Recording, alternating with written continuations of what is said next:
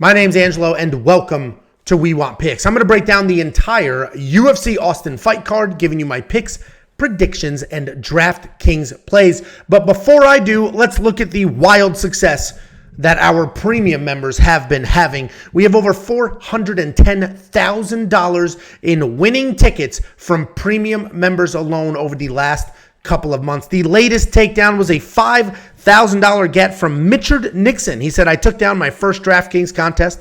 I've been cashing for a few months, but this time I got first and won $5K. I started betting and following WWP about a year ago. That's what We Want Picks. About a year ago. It's been worth every penny. Thank you guys for everything. And congrats to Jacob Hebos for that last KO win, talking about Amanda Hebos's win. But it's not just Mitchard Nixon. We have everything from $45,000 gets, $50,000 gets, $35,000, $5,000. Obviously, many couple hundred here, couple hundred there, and a couple of monster ones like a $78,000 and all of that. These guys have absolutely been crushing it. Premium members only pay $10 a month to access the greatest tool set in the history of daily fantasy. One of those things being ownership projections.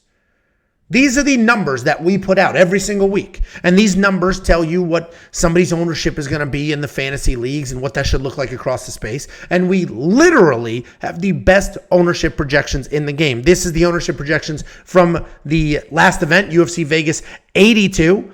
Our margin of error was 3.58%. The next closest was well over 4%. And that little tiny percentage difference is the difference between winning that $5,000 tournament, taking down that $78,000 tournament, and potentially not getting any money at all, because those tiny percentage points matter when you're building lineups. And you can build your lineups with our DraftKings optimizer. This will build 150 lineups for you to build one lineup. You click a few buttons. It uses all of those numbers, like the ownership projections, like the scoring projections. It uses all of that, and it spits out lineups that you then upload into DraftKings, and then you enter those into whatever tournaments you want to play. Guys, all of this and so much more is only $10 a month. Like, I don't know what we're doing here anymore. That dude said he's been a premium member for over a year. He just took down his first tournament, $5,000. You know how many months of premium $5,000 is? This is a steal. This is a bargain. WeWantPicks.com. Click Become a Member at the top. It is only $10 a month. Let's go ahead and talk about this card. We have a new co-main event. We have an entirely scratched fight.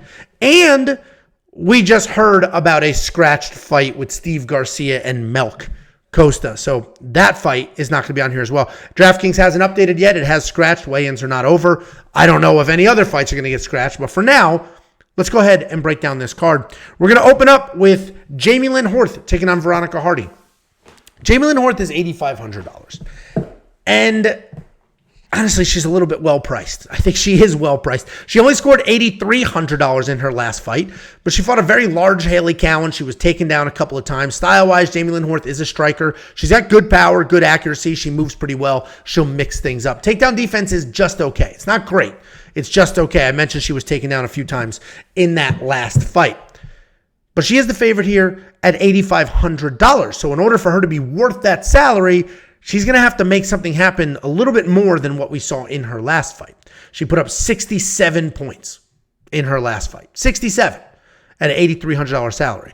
Now, on the other hand, we have Veronica Hardy, who put up 92 points.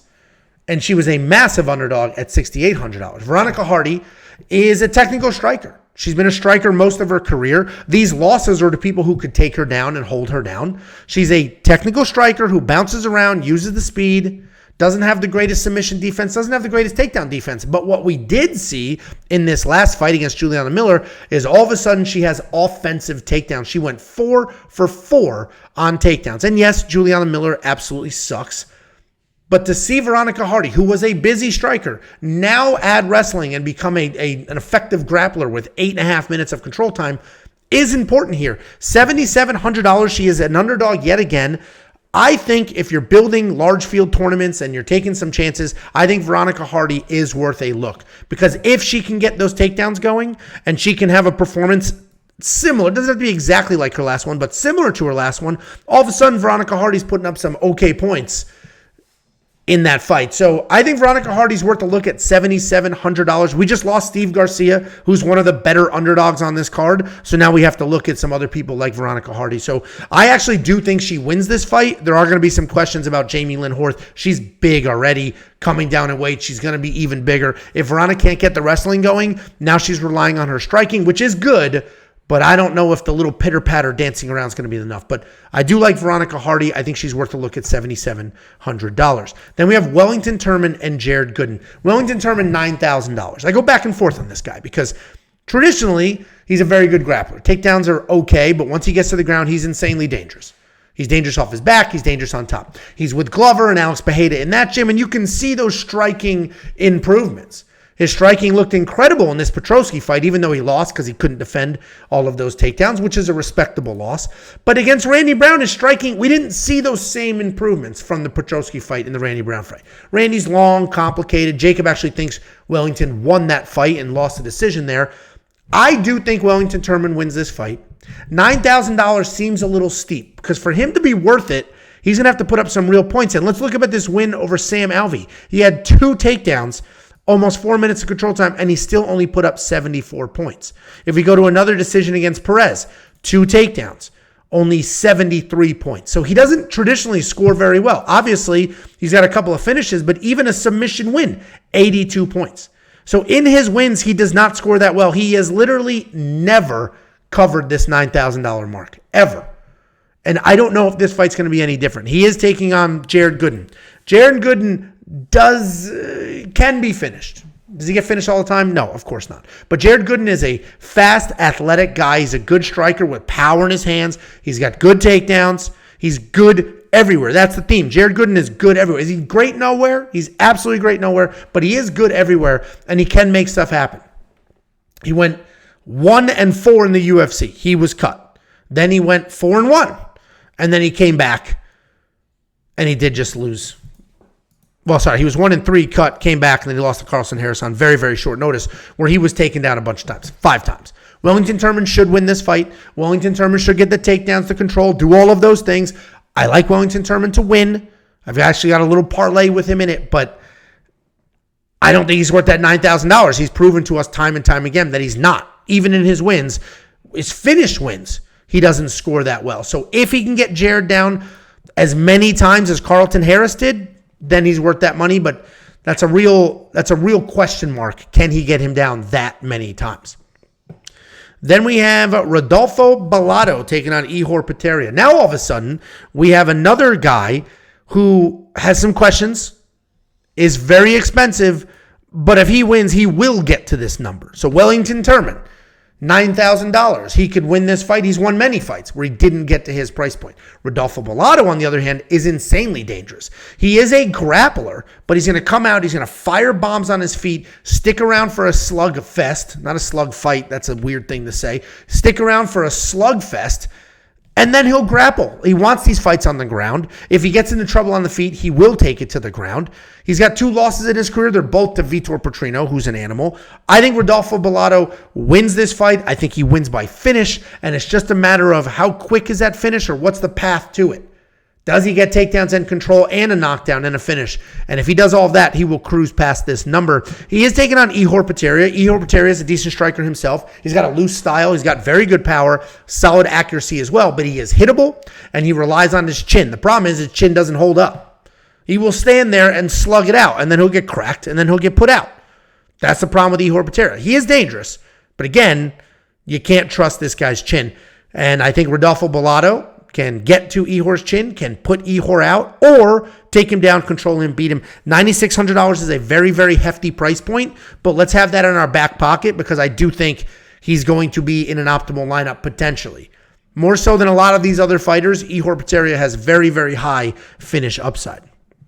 Then I mentioned the Steve Garcia Melk Costa fight. That is canceled. It was before weigh-ins. I don't know why it was canceled, but it is canceled, so we're going to jump over that. Then we have Drakkar Klose taking on Joe Solecki. What I will say here is pick your side. The pricing is about even. I think the winner of this could score pretty well. The problem is I think there's more upside to Joe Solecki than Drakkar Klose, and I'll tell you why. Drakkar Klose is very, very good. He is a very, very good fighter. He's a good wrestler. He was a state champion wrestler in high school. Then he put together some solid hands. He's got very good wrestling offense. He's got good striking with power, technique, speed, all of those things. His takedown defense is not the best, but he does work his way up pretty quickly. You'll see this long layoff. Where's that layoff? This layoff from 2020 to 2022. That is because he got shoved at weigh-ins. It tweaked his neck, and he literally had to take 2 years off before he was back and ready to go. And even going into this Jenkins fight, which he won by finish, even going into that Jenkins fight, he said, I'm not 100% yet. He showed up for Rafa Garcia. He did get taken down a few times, but then he got a few of his own takedowns, defended some, and he got the win. My concern is he only put up 78 points, and I think this fight is actually going to look very similar to that Rafa Garcia fight because he's fighting Joe Solecki. Like Rafa Garcia, Joe Solecki has decent striking and good takedowns. He's not as relentless as Rafa Garcia is, but he's got good striking, good takedowns, and very good jiu-jitsu. Joe Solecki, another one of these guys that all of a sudden, 1 or 2 wins, he's a contender. Look at this. He's 5-1 in the UFC, and that one loss was a close loss to Jared Gordon, who, put together a solid win just a couple weeks ago. So Joe Solecki can get this to the ground. I think he will get this to the ground. Can he keep it there? Can he win there? I don't think so, but I think Joe will get this to the ground, have some success. I mean, in this loss to Jared Gordon, he had 4 takedowns, put up 52 points. If you spend $7,900 on somebody and they lose and they put up 52 points, it sucks that they lost, but if you're in a cash game, a single entry cash game, and this is a favorite heavy card, all of a sudden that 52-point loser is looking pretty good. I am going to say pick your side here. I think Drakkar Klose wins. I will probably have a lineup or 2 with him in there. The problem is Joe is tough. I think he's going to have to finish Joe or put up some very solid striking performance with a lot of volume and a knockdown to get to his $8,300 salary. We just saw he didn't get there with Rafa Garcia. But with that being said, I do think Drakkar Klose wins. There's an argument to be made for Joe Solecki. He is the underdog. He's got underdog pricing. And that $7,900, he would have hit it in 3 of his 5 wins, which is not terrible. Then we have the most interesting fight of the evening. We have Zachary taking on Cody Brundage. Zachary, $9,300, should be in your lineup. He should be in your lineup. Zachary is not the greatest fighter that's ever existed. He's only 6-0. He's making his UFC debut, but he is a massive guy for this weight class. He's 6'4". He's thick everywhere. Everything he does has insane power. He uses his strength well. He's very well-rounded. He's got straight-up jiu-jitsu where he's arm-barring people off his back. He does decent takedowns. He's got decent striking. He's not going to be faster or more athletic in this matchup, but he's going to be smarter. So we got Zachary, massive guy. Good striking, great power, very good jiu-jitsu. Okay, keep those things in mind. Then we have Cody Brundage. Cody Brundage likely has an extra chromosome. Cody Brundage has the worst fight IQ of anybody we have ever seen. This SD Dumas fight, he took that dude down in a half a second. The easiest path, took the dude down. Easiest path to victory of all time. I bet on him. I thought he was going to win that fight. Turned into a huge favorite. Open as a dog, turned into a huge favorite. And he just kept making mistakes, pulling guillotine, just doing dumb shit after dumb shit. This dude, you cannot count on him. An absolute buffoon of a person. This win over Jacob Malkoun was nonsense. He was losing that fight, getting his ass kicked. Took an elbow to the back of the head and put on a Meryl Streep-esque performance, and they gave him that win. What I will say, after that just drudging of Cody Brundage, his skills are there. It's the brain is the issue, but his skills are there. He's got power in his hands. He's got very good wrestling. He's fast. He just makes horrible decisions and has terrible cardio. The Rodolfo Vieira fight, he dropped this dude. They gave him 1 knockdown. He knocked him down twice. Was on his way to putting that dude out. And then what happened in the second round? Dumb shit happened. He did dumb shit. And then he ended up getting finished. I think Zachary wins. I think Zachary should be in your lineup because Cody Brundage, if you can count on him for anything, it's to make a mistake and do something stupid. Sure. It's possible he gets a weird win like the Jacob Malkoun win. It's possible that he lands that big punch. He sucked up a guillotine against Dalcha Lungimbula as well. But the guy, just ever since this win, yeah, he caught Gore. Good for him. Put him out. Looked fantastic. Ever since then, trash, trash, trash, trash. He went to a decision with SD Dumas because SD Dumas is not dangerous. This will not go to a decision. Zachary will put him away, whether it's a submission, which we know he has, and Cody Brundage is a very submittable guy, or a finish. And somebody in the comment section last week was like, when have we ever seen Cody get outstruck? I don't know. Watch this fight. Zachary is very clearly the pick. Then we have Julia Avila taking on former world champion Miesha Tate. Julia Avila coming back after a few years away. She last fought June 2021. It is now November 2023. She had a kid. She had a knee injury. Nothing suspicious going on there. I'm not being sarcastic. Anytime I see a very long layoff, I'm always like, USADA? And then I have to dig and search. And then it's like, oh, okay. Had a kid. That sucks. Kid's a little worse. Anyway, Julia Avila is dangerous. The raging panda. She's got heavy hands. She will brawl. She's aggressive. And she's aggressive both on the feet and the ground. She's got a BJJ black belt. So she will come forward. She will bomb away. And then she'll work in a takedown. And then she'll bomb away again. And then she'll transition to a submission. She's a very, very dangerous fighter at this weight class in this division. And she's a good size favorite here. And I would feel better about it if she wasn't coming off an over 2-year layoff. If she was a little bit busier, then all of a sudden, all right, Julia Avila should win this fight. Miesha Tate aging out a little bit. Let's take a look at Miesha Tate. Miesha Tate is the former bantamweight champion of the world. She is the former champion of this weight class, the weight class she's fighting in. This loss to Lauren Murphy was bad. She looked atrocious. She looked like she was fighting in slow motion. But this was at 125 pounds, not 135. And she's actually been very open about it on press conferences this week, saying, I had no business going to 125. That was an experiment. It was a failed experiment. I need to stay at 135. I feel comfortable. She also talks about, listen, I took a 5-year break. She last fought in 2016, came back in 2021, smoked Marion Renault, smoked her. Then lost a close fight to Ketlin Vieira, who is ranked, and then went down to the 125 and just got absolutely decimated. Point being, Miesha Tate, there's still some questions. Is she this person that lost to Lauren Murphy, or was that the weight cut? Or is she this person who got the takedowns against Marion Renault, TKO'd her? The problem is Miesha Tate is this older generation of fighter. She's good at one thing. 2 things. She's nuts tough. She's not somebody you're going to finish. And she's a grappler. Striking is there, but it looks uncomfortable. It's no power, no real slick. It's there, but it's not great. But she will come forward. She is insanely tough, and she'll work for those takedowns. If she can't get the takedowns, she looks awful like she did in this Lauren Murphy fight. All of that being said, we have 2 older women, 37 versus 35. We have Raging Panda coming off a 2 and couple month year layoff after having a kid, fighting the former world champion, who has actually been somewhat active. We haven't seen her in a year, but she's been a little more active than she was historically. There's so many questions here. Miesha Tate is too tough to have Raging Panda, Julia Avila in my lineup. She's too tough. I don't think she's going to get the finish, and I don't think she's going to get the takedown. So then it's a striking match. Miesha Tate at $7,500 is actually looking decent. Because look at this loss. This was a 5-round loss, so that's not a great loss to look at. But look at this loss. She put up 64 points. Even the Murphy loss, 45 points in that loss. And she had 0 takedowns. That was just straight up volume and some control time, trying to get it to the ground. I think $7,500, you're going to hate this take, but I think that looks good, and you could probably explore her in a lineup or 2. And I'm sure you'd like to explore her other ways, you disgusting animals.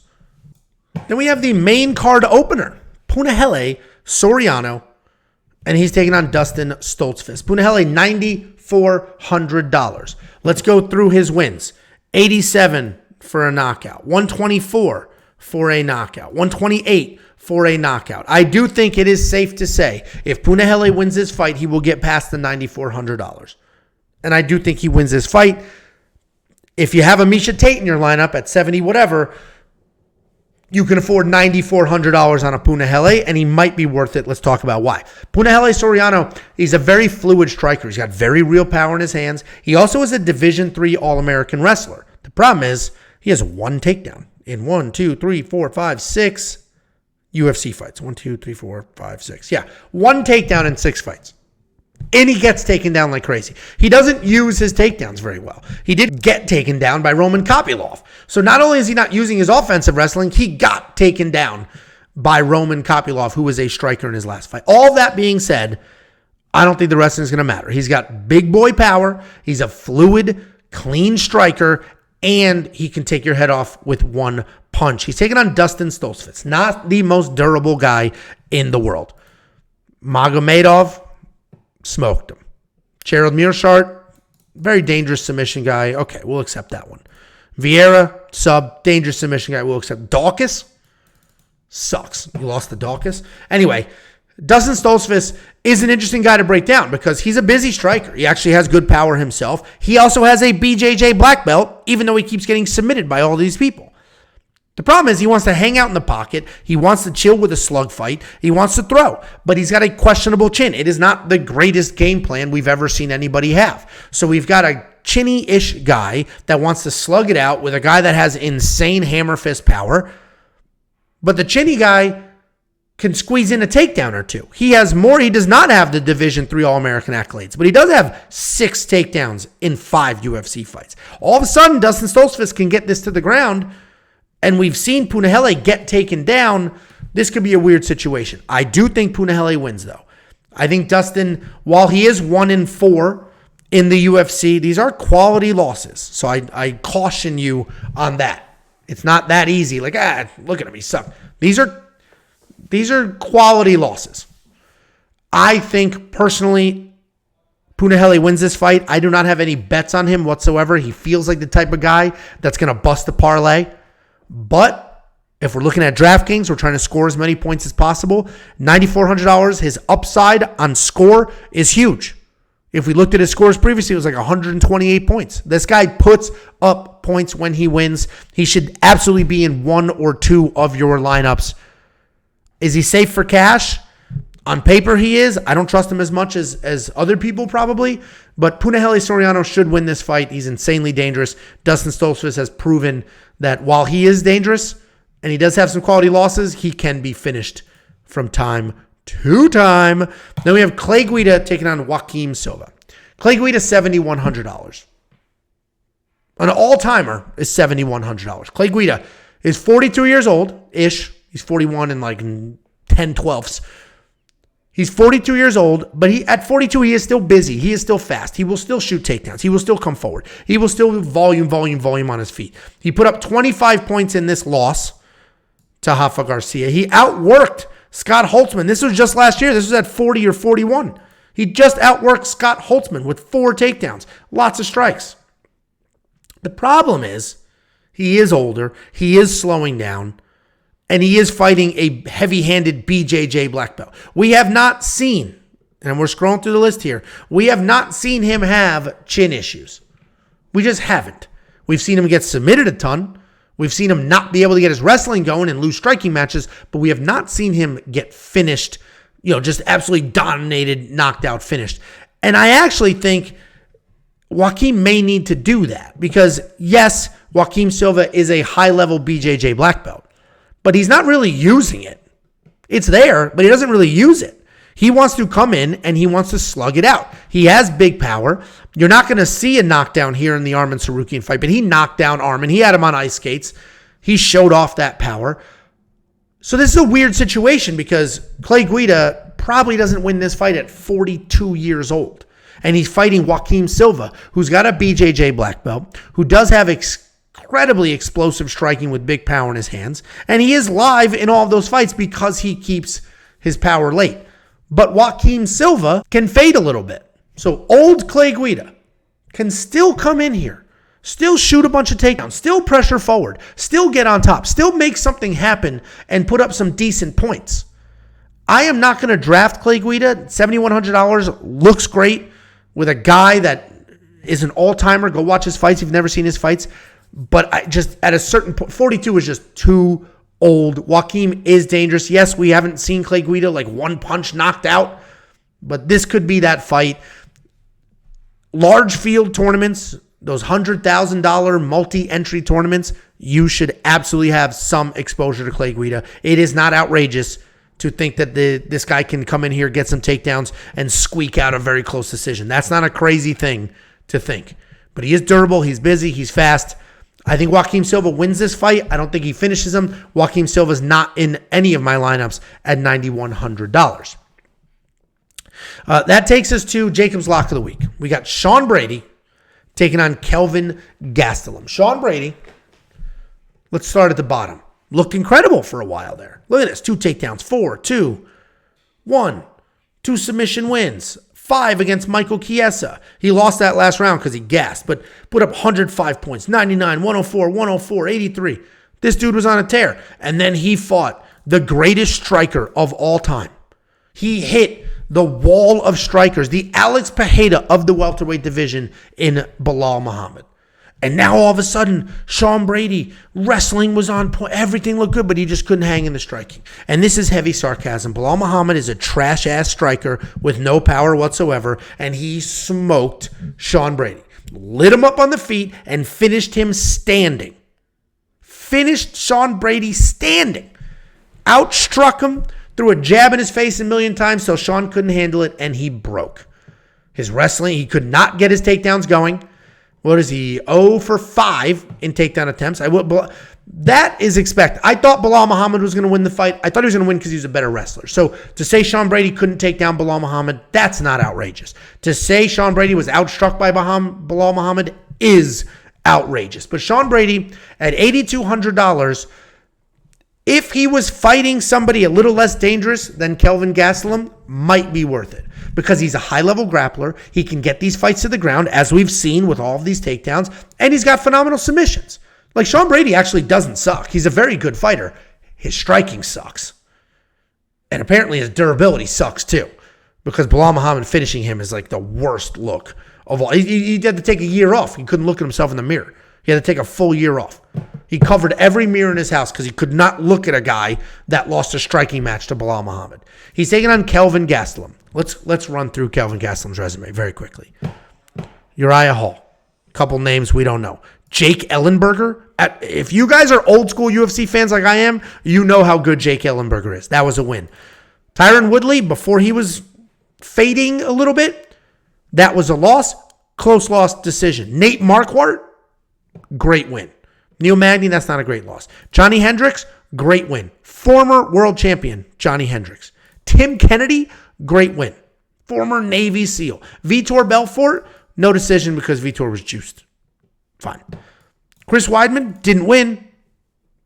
Still fought former champion Chris Weidman. Michael Bisping, beat him. Former middleweight champion. Jacare Souza, beat him. Israel Adesanya, almost beat him.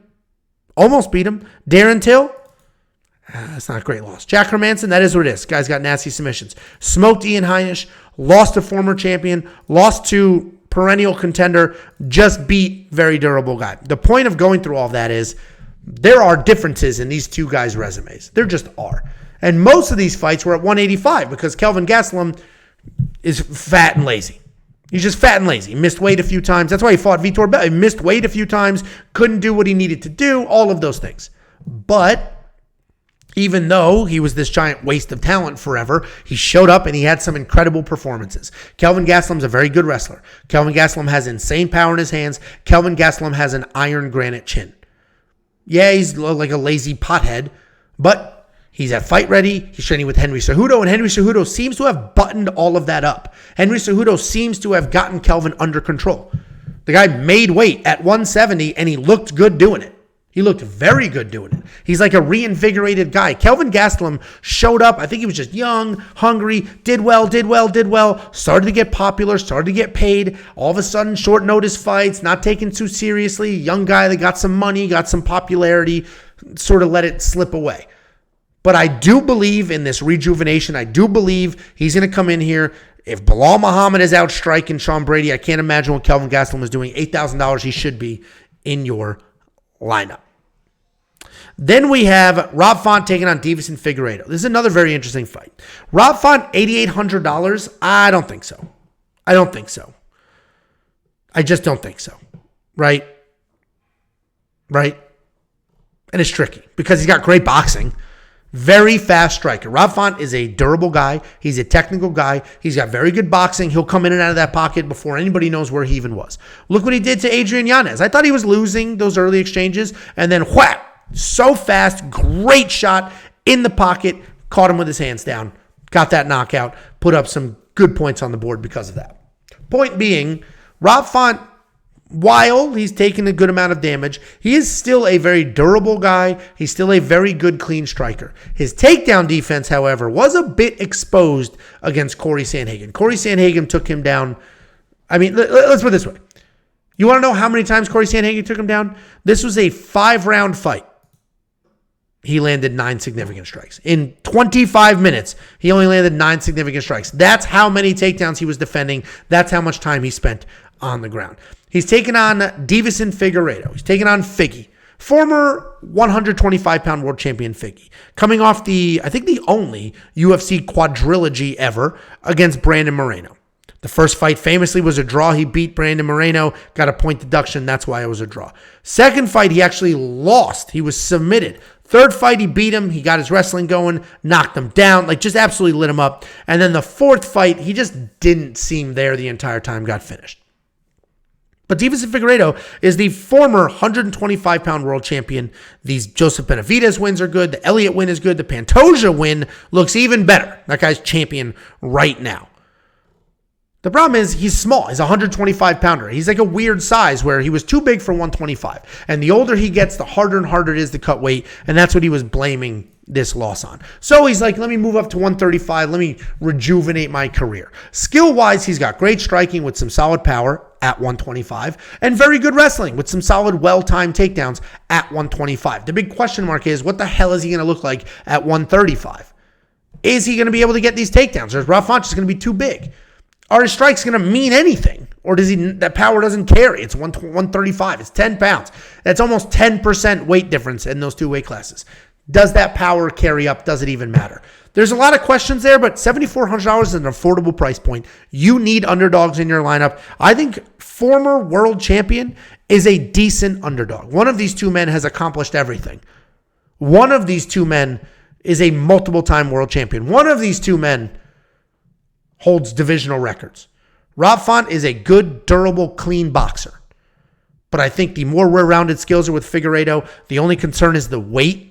Is he just going to be too small? But I think I am going to shoot my shot. I think I am going to have Figgy in my lineup to free up some space for some of these more expensive fighters. Then we have the co-main event. Jalen Turner stepping up on short notice, taking on Bobby Green. Jalen Turner, $8,900 is a fade. Full fade. Jalen Turner should not be in your lineup at $8,900. That implies that he's going to beat the hell out of Bobby Green. When has Jalen put up those numbers? When he submitted Brad Riddell, that's not happening. When he knocked out Jamie Malarkey, that's not happening. Show me a decision where he put up real points. And he doesn't even have a decision win in the UFC. He's almost finish or bust. And I know that's a weird take. A lot of people don't seem to think that way about him. But he seems to be finish or bust. He doesn't keep that momentum going. If he has early success, he can't keep it later. Or he has so much early success, he finishes, and that's it. He hit a little bit of adversity with Dan Hooker. I was there live in person, and Jalen Turner got knocked down. He did not look great. He was taken down. He just fought somebody that was insanely tough, and he didn't know what to do with it. He couldn't rally. He couldn't make it happen. All that early striking prowess, all that early sneaky catch you in a scramble submission, all of that stuff was gone, and now he's standing in front of an insanely tough guy that he couldn't do anything with. But skill-wise, Jalen Turner is very good. He's a very clean striker. He manages to come forward while still fighting at rage. He's an enormous 6'3". And I mentioned, yes, he's a striker, but look at these submission wins. 3 of his last 4 wins are by submission because he's long and he will suck something up in a scramble. Jalen Turner is very good. Jalen Turner probably wins this fight. But 2 things. 1, $8,900 is absurd. Not going to be in my lineup. And 2, Jalen Turner's out there talking about I didn't want to take this fight, but I took it. It's not something I was ready to do, but I felt like I had to. Jalen Turner has had weight issues in the past. Short notice against a guy like Bobby Green, he could definitely fade later in this fight. Bobby Green is an interesting guy because Bobby Green is an OG. This guy just fought Arman Tsarukyan's entire team in the lobby. He doesn't care. You can't look at Bobby Green crooked. He'll catch you in the mouth. But Bobby Green's a very good Roy Jones Jr. style striker. He's got that low stance. He's going to block with his shoulders. He's going to roll with everything. He's going to leap into his jabs and throw them up. Very good, busy striker. He does have a lot of wrestling skills. He's got legitimate wrestling in his background. Does he use it? No, of course not. That would be too obvious and too easy. So he doesn't use it. But he does have wrestling in his back pocket. He is a durable guy outside of submissions, right? He is a durable guy. And he's very, very busy. Yes, Drew Dober knocked him out. And that was tough to watch. But he came back. He looked like trash against Jared Gordon. But fine. He looked good against Tony Ferguson. He looked great against Grant Dawson for all of 5 seconds. What a fucking joke Grant Dawson is. Anyway, point being, Jalen Turner is far too expensive. He's not going to finish Bobby Green. He's not Drew Dober. He doesn't have that wild one-punch knockout power. Not like Drew Dober does. He doesn't have Islam's wrestling and submission skills. He's not going to finish Bobby Green. Can he beat him? Can he get his first decision win in the UFC? Yeah, he can, and he may. Jalen Turner's not my lineup at that price point. Bobby Green at $7,600 could be. We got to look at a Bobby Green decision win, 105, because of the volume. Even these losses, he puts up good numbers. 98 because of the volume. I think Bobby Green at $7,600 should absolutely be a consideration for your lineup. Then we have the main event of the evening. Arman Tsarukyan taking on Beneil Dariush. $9,200 Arman Tsarukyan. The problem is, not the problem. When he wins, he puts up those numbers. He should be in your lineup. He should be. It's a 5-round fight. He's got all the time in the world to get his wrestling going. He leans heavily on that wrestling, which, as we all know, scores very well in DraftKings. He also has got some decent striking. He's pretty durable, although we did just see him get wobble. I don't know why the hell I just did that. We did just watch him get rocked against Joaquim Silva. He was on ice skates for a little bit. He put it together, got the Tate, ended up winning. Fine. But we saw, like, he is a human being after all. I thought he won this Gamrot fight, but fine. He didn't. But if he did win, you add 30 points, 89. That's not great for a 5-round fight. But I do think he's going to have some decent success here. I do think he's going to stick to the wrestling. And this is going to be a weird take that a lot of people aren't going to agree with. I think Beneil Dariush is about to fall off a cliff.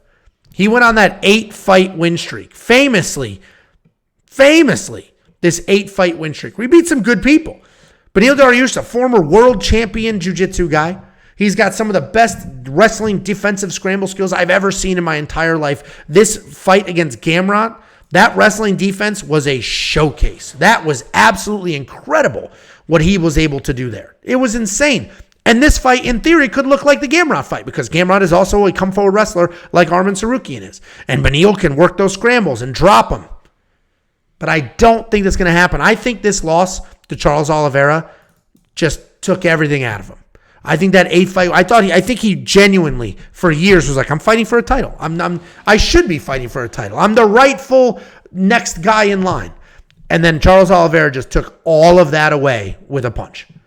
So I do think the problem is Beneil Dariush is not going to be the 8-fight win streak Beneil Dariush. I think Beneil Dariush is about to drop off. Therefore, Arman Tsarukyan will be in my lineup. Guys, that's the breakdown. Become a premium member. You're going to get the best DraftKings ownership projections in the game. You're going to join this wild community that have been crushing and taking down tournaments left and right. You're also going to get a DraftKings optimizer, picks, plays, everything else. WeWantPicks.com. It's only $10 a month. Click Become a Member at the top.